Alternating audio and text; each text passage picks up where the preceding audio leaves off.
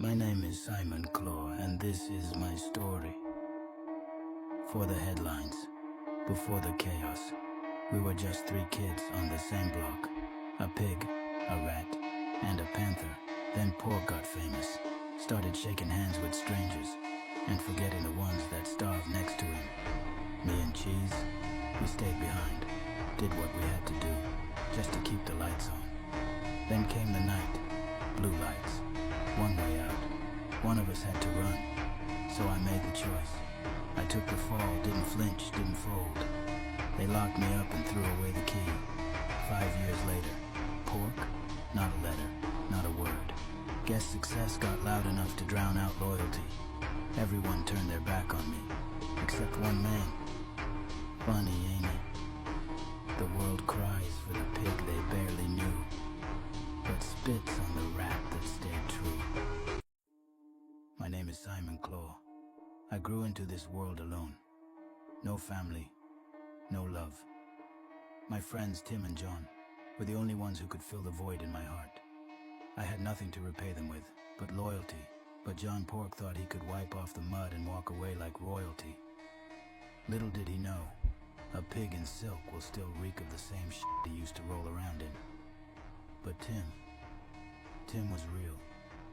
He sat in the dirt and called it home because that's where we came from. I don't blame Tim Cheese for what he done. John thought he could get away with taking the one thing Tim treasured more than anything. His wife.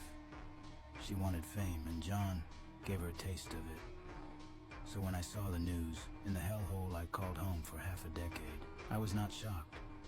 John took what wasn't his and smiled through the lie.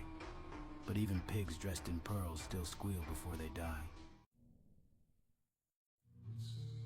Every second I spent in that rotten cage, I thought about the pig that put me in there. Not the police, but the boss in the suit, Bob Bacon. We sinned for his fortune and we killed for his throne. Pickups turned to beatings, beatings turned to bodies. And when it came down to it, it was us who took the fall. You're the reason your cousin is slowly rotting face first in the soil. You built the man that pulled the trigger. You built the man that sent 9 grams of gunpowder through John's meaty head. You built 2 monsters that now have nothing to lose. Now it's us against the world. And the world? It's full of names that should have stayed silent. Agent 5.5, Tim has him somewhere far, far away. Marvin Beak, used to move in shadows, but now he sends threats from them. Justin Cheddar and Pengu, I won't waste a breath. Bob planted the seed and then prayed it wouldn't grow.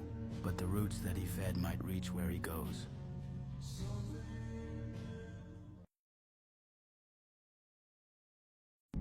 Funny how you start to appreciate the little things in life when the chains finally come off.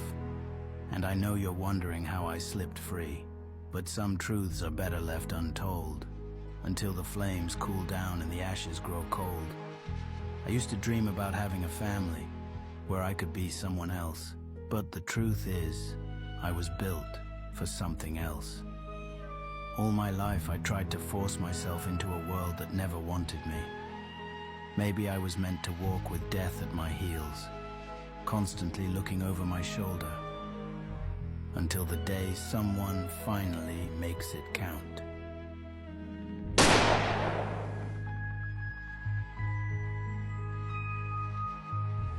They say cats have 9 lives. I'm spending each one making death wish it never tried. They found the island. It was only a matter of time. They took their prize, Agent 5.5, but we didn't lose. We just gave them a taste of what it costs to come after us. They weren't just playing brute force. They were playing smart. That's how he found me. They thought one bullet finished me, so I let them believe it.